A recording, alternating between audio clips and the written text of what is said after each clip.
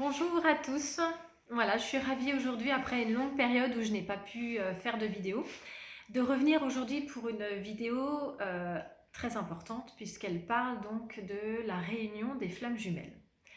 Donc ça fait déjà maintenant environ 2 ans que j'accompagne les flammes jumelles et je ne pouvais pas faire cette vidéo avant parce que j'avais vraiment besoin d'avoir un certain recul sur cette réunion. Est-ce que c'était un mythe, cette réunion de flammes jumelles? Et si ça ne l'était pas, eh bien de quelle manière est-ce qu'elle intervenait? Et donc du coup, quels étaient les points communs entre les jumeaux qui avaient atteint cette réunion?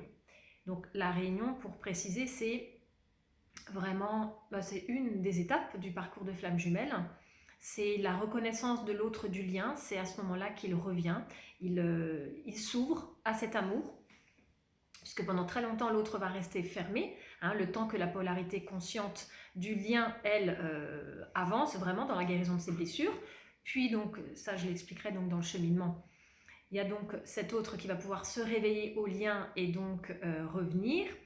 Mais l'important, bien sûr, dans ce parcours de flamme jumelle reste la fusion, puisque c'est à ce moment-là, la fusion, c'est vraiment le couple qui va être en équilibre euh, total, je ne sais pas dans quel terme employer, en tout cas, qui va donc bien entendu pouvoir guérir de la blessure originelle et pouvoir incarner donc ce couple divin, ce couple conscient sur Terre. Et donc, c'est ce à quoi amène donc la fusion, et donc qui est l'étape, je le disais avant, la plus importante finalement du parcours de flamme jumelle. Alors maintenant, je vais essayer de vous faire une petite synthèse, aussi précise que je vais le pouvoir, sur l'évolution des flammes jumelles, sur ceux qui atteignent cette réunion et ceux qui ne l'ont toujours pas atteint et pourquoi. Et voilà, il y a les pour qui cette réunion. Donc déjà, la réunion intervient à différents moments du parcours. Donc il y a des flammes jumelles qui vont... La polarité consciente qui aura bien avancé sur elle, elle n'aura pas encore fini son travail de guérison, mais l'autre va déjà pouvoir revenir. Et il y a des flammes jumelles qui vont être épurées jusqu'à la dernière petite poussière qui va encore rester en eux avant de pouvoir atteindre cette réunion. Alors pourquoi? Eh bien, ça fait partie c'est juste pour tout le monde. Chacun déjà a un parcours différent, donc la réunion intervient à un parcours différent. Et en fonction de la mission d'âme que nous avons, eh bien, on peut être amené à être épuré vraiment profondément parce que nous allons ensuite accompagner, guider un certain nombre de personnes. Et donc, c'est juste pour soi, avant tout, et donc pour cette mission d'âme, puisque vous savez que les flammes jumelles, avant tout, viennent quand même pour accompagner l'humanité dans ce passage vers la 5e dimension que nous sommes en train, là, on est en plein dedans, en train de vivre. Alors, donc, quels sont maintenant les points communs dans tous les cas par rapport à cette réunion? Alors, de ce que j'ai pu remarquer, c'est que déjà, il y a un positionnement envers soi-même de la polarité consciente. C'est-à-dire qu'elle se choisit, elle. Elle choisit de guérir ses blessures pour elle. Et ce positionnement fait qu'elle prend un chemin vers elle et pas un chemin vers l'autre. C'est-à-dire que tant qu'on fait ce travail sur soi pour atteindre la réunion, qu'on est en attente de cette réunion, eh bien, c'est pas le bon chemin parce qu'on est encore dans de l'ego qui crée encore des projections, des attentes, et on n'est pas sur la bonne ligne d'arrivée, entre parenthèses. Donc, ceux qui, par contre, qui ont décidé à un moment dans le parcours de se choisir, d'avancer pour eux, donc tout ça, bien sûr, ça mature, puisque au début du parcours, en général, on en est tous au même stade, on veut juste que l'autre revienne, on ne veut plus souffrir, donc l'autre est un peu la carotte. Donc, on avance effectivement pour la réunion. Mais il y a un moment, il y a à force de guérir ses blessures et d'avancer vers soi, il y a un vrai positionnement qui se fait où ensuite, un moment, la polarité consciente dit mais maintenant, c'est moi ma priorité, ce n'est pas l'autre. Ce n'est pas la réunion, mais c'est moi, c'est ma propre guérison. Et donc, ils ont vraiment cette volonté d'avancer pour eux, vers eux. Donc, ils se font accompagner. ils se font accompagner dans la guérison des blessures. Et cet accompagnement est très important parce que dans un parcours de flamme jumelle, déjà, donc on est bien sûr, toutes les blessures ressortent, mais il y a beaucoup de choses que l'on porte inconsciemment qu'on ne se rend pas compte. Donc ça, je le vois quasiment à chaque fois aux consultations, c'est qu'on me dit, je ne savais pas que je portais ça avant qu'on aille, que j'accompagne la personne dessus. Donc c'est important de se faire accompagner pour aller voir au plus profond de soi ce qui a besoin d'être révélé pour libérer souvent beaucoup de charges émotionnelles qui sont cristallisées et là qui vont pouvoir ressortir. Et ensuite, on fait donc un travail pour guérir ces blessures. Donc, je reviens donc sur le positionnement, c'est-à-dire vraiment la polarité consciente va bosser sur elle et ensuite se choisira, quoi qu'il se passe, et se positionnera par rapport à son autre si elle est en contact avec lui. C'est-à-dire qu'à un moment, elle décidera de ne plus accepter certaines situations, elle n'acceptera plus d'être au second plan, d'être la deuxième quelque part, parce qu'il est encore pris avec une énergie tierce. Elle n'acceptera plus certains comportements de son jumeau, elle n'acceptera plus certaines dépendances dans lesquelles il peut être. Et donc, elle lui dira simplement, elle se positionnera en disant « je me choisis, fais ta vie, fais ce que tu as à faire avec ce qui est toxique de ton côté, et moi, je continue mon chemin. » Et elle continue son chemin pour elle. Et c'est comme si, vous voyez, en fait, au départ, la polarité consciente du lien se fait quand il y a les retrouvailles, en fait, pas les retrouvailles, pardon, la reconnexion. Elle se fait harponner quelque part par son autre. C'est-à-dire qu'une fois que ça y est, elle a mordu à l'hameçon, le parcours commence à se mettre en place. Et la polarité consciente va rester comme ça, accrochée à l'autre, pendant très longtemps dans le parcours. Et quand elle va avancer justement sur elle et qu'elle va se choisir, elle va lâcher.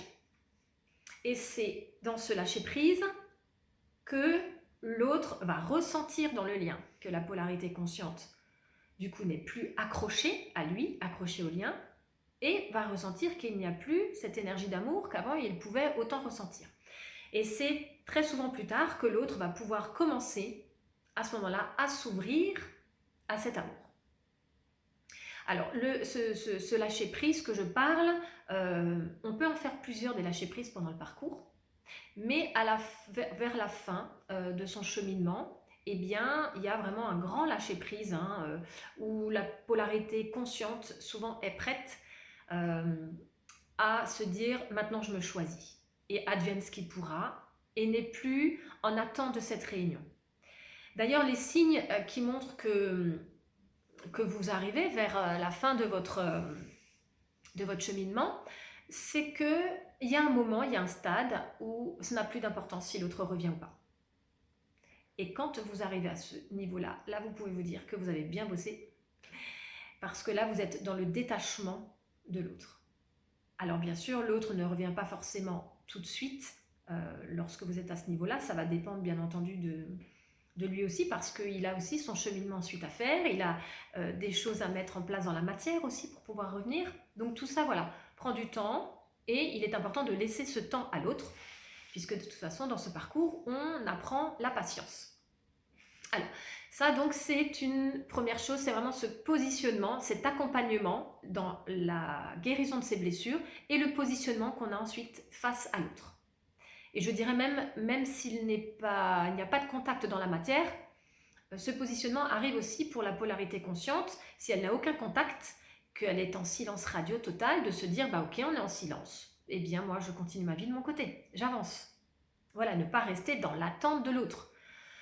L'attente, c'est toujours une question d'ego. Et c'est ça, en fait, vraiment qui fait beaucoup souffrir, c'est cette attente. Et les projections qu'on fait, donc. L'essentiel est de se focaliser, bien sûr, une fois de plus, ça tout le monde le dit, uniquement sur soi.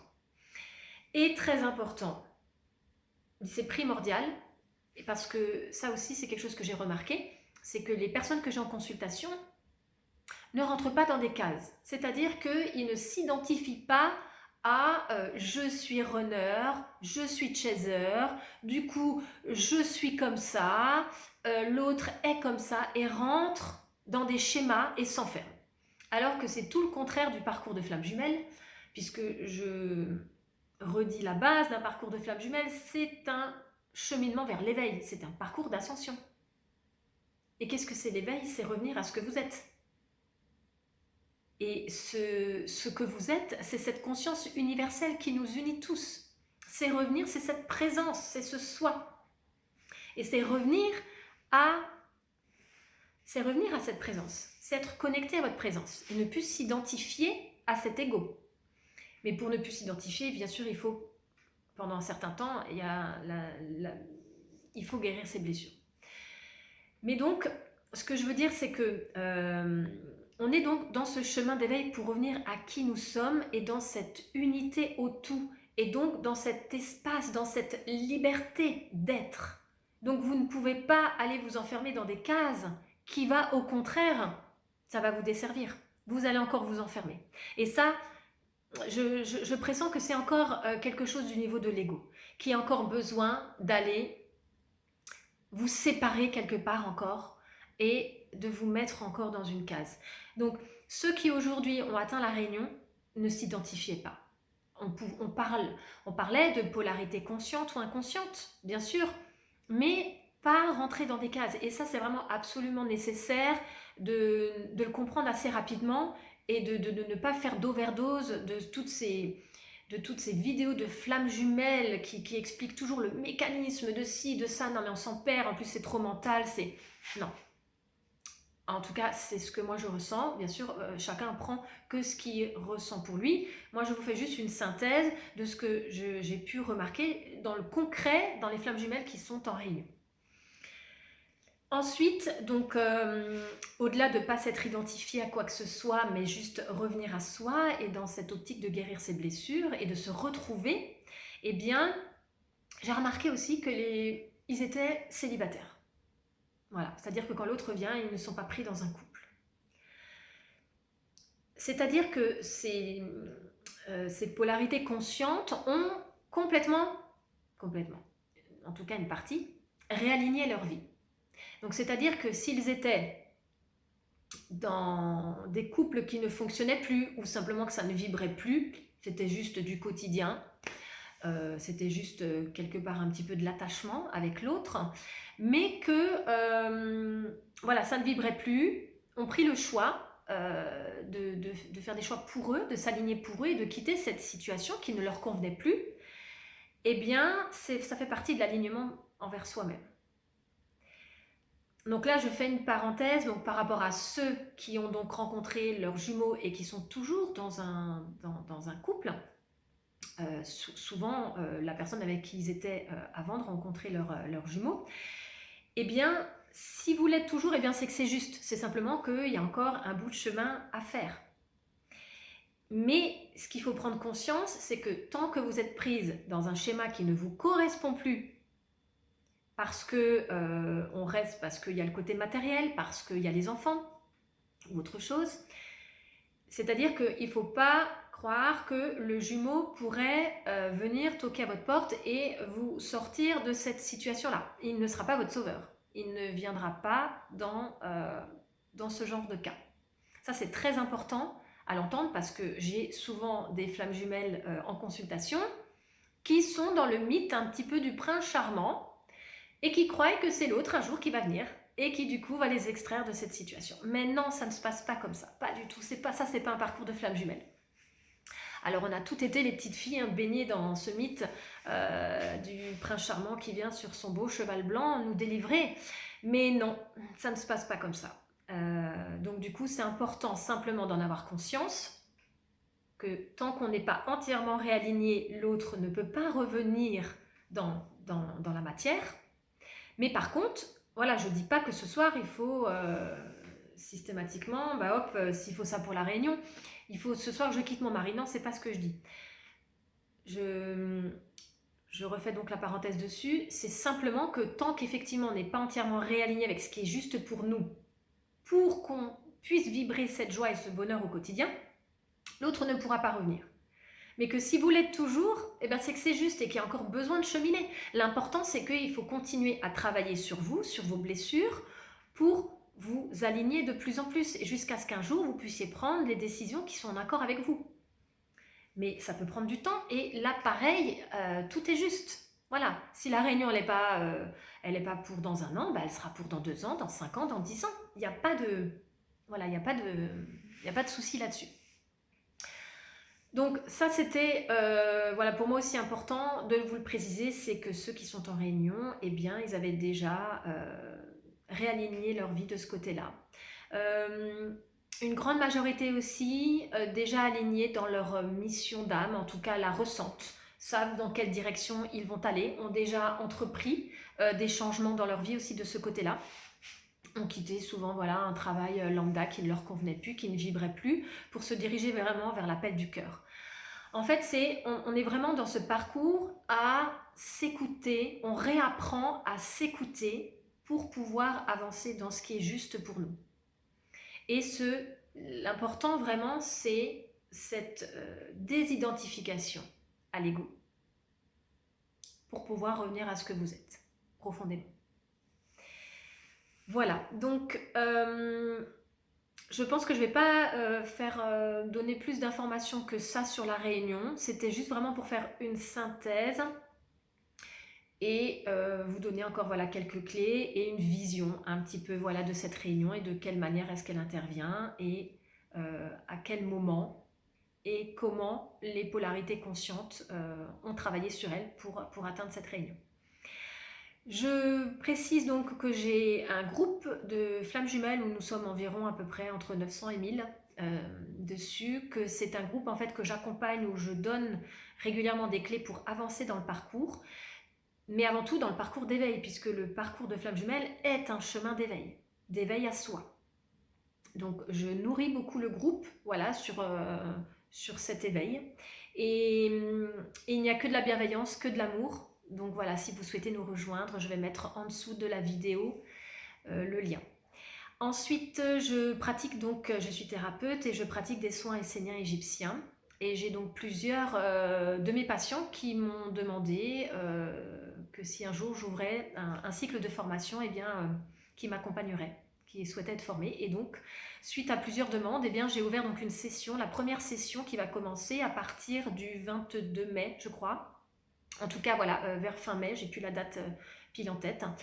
Une session de formation sur les soins énergétiques esséniens et égyptiens. Donc, ce sont des protocoles qu'on apprend qui permettent de rééquilibrer entièrement le corps, l'âme et l'esprit. Donc, ce sont des soins où nous canalisons les énergies divines pour pouvoir ensuite les transmettre à notre patient. Et donc, on travaille sur tous les corps subtils en amont. Pour que ça puisse ensuite agir sur le corps physique et que ça soit aussi bien pour des problèmes émotionnels que des problèmes physiques, que des problèmes au niveau voilà, du mental. Enfin, on travaille vraiment sur toutes les sphères de l'être. Et ce sont des soins qui sont extrêmement puissants et qui permettent de pouvoir accompagner, là, surtout actuellement dans cette phase que nous traversons, accompagner les personnes vers leur chemin d'ascension. Voilà, donc si vous voulez des renseignements sur la formation, vous pouvez, je mettrai mes coordonnées sous la vidéo pour que vous puissiez m'envoyer un mail s'il y a besoin ou m'appeler directement par téléphone puisqu'il est nécessaire qu'on puisse avoir un petit échange. Voilà, alors je vais vous laisser. Je reviendrai vers vous dès que je pourrai et que j'aurai le temps et que j'aurai un autre sujet à traiter. Normalement, ça sera la blessure de trahison que beaucoup m'ont demandé, mais que j'avais des difficultés à placer mon temps pour la préparer, mais là, ça sera la prochaine. Voilà, je vous embrasse très fort et je vous dis, à très bientôt.